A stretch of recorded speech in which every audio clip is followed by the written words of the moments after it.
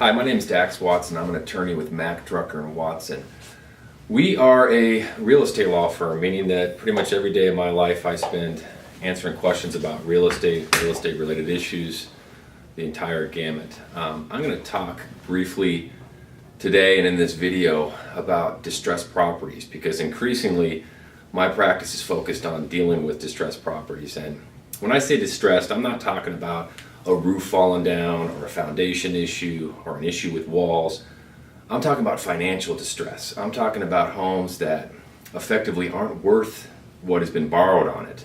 For instance, if I borrow $100,000 to go buy a house and now it's only worth $50,000, well, there's financial distress. And what we're seeing increasingly as lawyers are folks that have questions as to, all right, if I have to get rid of this property, if I have to walk away from it, if I have to sell it, well, what do I do? One.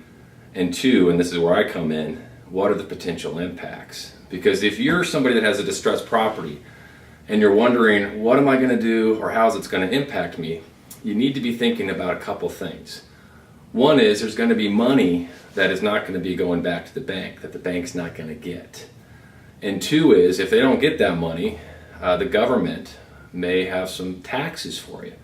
So those are the two big areas that oftentimes people come to see us about. Now, this is going to be a brief video where I hit some highlights. It's virtually impossible for me to go through every scenario, every possibility with everyone's property that might be watching this. But what I can do is give you some highlights. What I can do is touch some of the bigger areas and hopefully give you some insights in dealing with your own distressed property if you're there like most of us. Now, let me start with this idea of if your house isn't worth what you owe the bank, there's a deficiency. What does that mean for you? You're lucky if you're an Arizona resident, because in Arizona, we're one of 13 states in the country that has what we call anti-deficiency protection. We have an anti-deficiency statute. And you might say, well, what does that mean? It kind of means what it says. Certain deficiencies in debt owed to the bank cannot be collected by the bank. Arizona, like some other states, have said, hey, you know what, bank? If you're going to loan money to somebody to go buy a house, to go buy real property, in certain situations, we're going to put the onus on the bank to make sure they value that property right, that that collateral is going to be sufficient to cover that loan should you not be to pay someday. So, great, we got some anti-deficiency protection. Well, that's not the end of the game. You have to qualify for that anti-deficiency protection. And that's where it's important to come see folks like us, or to watch this video, or to seek out some advice on that, because it's not all that simple. It can be complex. But let me see if I can boil it down, some of the basics for you real quickly in this video. First of all, to get this anti-deficiency protection, you have to have the right kind of property. And then if you have the right kind of property, you got to take the next step and you have to have the right kind of loan. So let's talk about the property issue first, because it's a lot easier, trust me.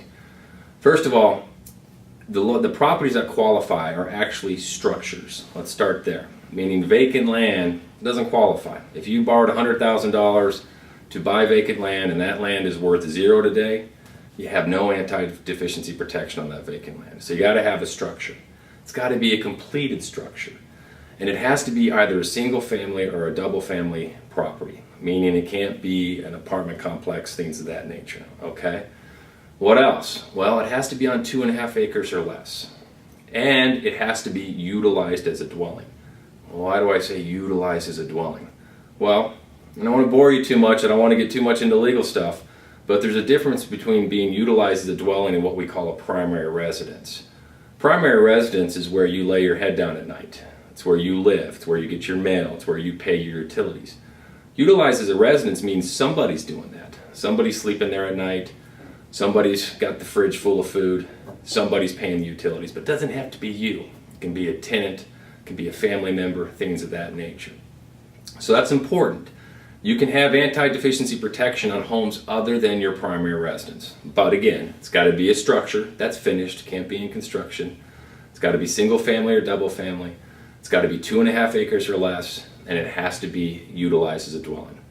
So if you have all of that, you got protection potentially We then have to go to step number 2, and step number 2 is the loan. Okay? If you satisfy the property, let's get to the loans. Not all loans that encumber a property, meaning not all loans in which the property was used for collateral, have protection under the Anti-Deficiency statute. In fact, I like to say there's a spectrum. On one end we have protection, and on one end we don't have protection. There's one loan for sure I know we have protection. There's another type of loan I'm sure we don't have protection. And in between is a whole spectrum of loans that really fall into a gray area that maybe you have protection, maybe you don't. Depends on how we can position it with the bank. Well, let's talk about the one that I know you have protection on. A purchase money loan is the classic loan that has protection under Arizona's Anti-Deficiency statute. And so your question is, all right, what is a purchase money loan? Well, it's kind of what it sounds like. It's money used to purchase the property. I borrow $100,000 to buy my house. That is a purchase money loan. If my house is worth $0 today, and I were to walk away, never make a payment, and force the bank to take it back from me in either what's called a foreclosure or a trustee sale, that bank could never come after me for that money that's still owed. It's a purchase money loan. It's protected under Arizona's Anti-Deficiency statute. That is the classic loan that has protection. All right? That's one end of our spectrum. That's the good side. Let's go to the other side, the non-protected side. The classic loan that is not protected is a second line of credit. Okay? Borrow $100,000 to buy my house, purchase money loan, protected. Times are going good, have equity in my house, I go to another bank and I borrow $50,000 line of credit and I go buy a boat. That line of credit, that loan, does not have protection under Arizona's Anti-Deficiency statute. So, if I walk away, if I allow the bank to take my property back through a foreclosure, if I allow my property to be taken back through what's called a trustee sale, which are basically accomplish the same thing, it's how the bank gets the property back. That line of credit, if they're not paid back their money, can come after me. All right? In between are a bunch of other loans that some of you might have. You might have borrowed $100,000 to purchase your house. Times were going good and you refinanced, but you refinanced up to 130 and you took 15 of that and you put a garage on your house, and you took 15 and you went and bought a car.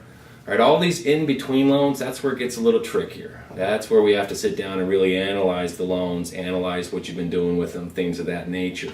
I can tell you that they do not have unequivocal or for sure protection under Arizona's Anti-Deficiency statute. It's where it gets a little more complicated. Bottom line is this: purchase money loans are protected, second line of credits are not protected, everything else is kind of gray. We probably need to dig in and take a look at your situation. Now, briefly, I want to hit on one other area, that's the tax area. If I borrow $100,000, purchase money loan, my property's worth $0, and the bank can never come after me, that means the bank's going to forgive that debt. Well, debt forgiveness can be a taxable event sometimes. Debt forgiveness can be added to your ordinary income, and the next thing you know, you made a bunch more money that year that can be taxed. Well, fortunately, there's an act called the Mortgage Debt Relief Act that was enacted in 2007, runs through the end of 2012, that says, as long as you have purchased money, again, that money I used to buy the property, and as long as that money was used to buy your primary residence, now it counts if it's your primary residence, that any forgiven debt is not a taxable event for you. Now, that leads to the basic question, what's a primary residence? Primary residence is the home that you lived in, you resided, you went there every day to eat dinner, to pay your bills, all of that, for 2 out of the preceding 5 years. It doesn't have to be 2 in a row. It can be a month here, a month there, but you got to put 2 years together and get to 5 years. You'll have tax forgiveness on a primary residence up to $500,000 for a single person, $1 million for a married couple. And that's the basics. There's a lot in between. There's a lot of questions you might have, but that's the basics of the Anti-Deficiency Law and the Mortgage Debt Relief Act. Thank you.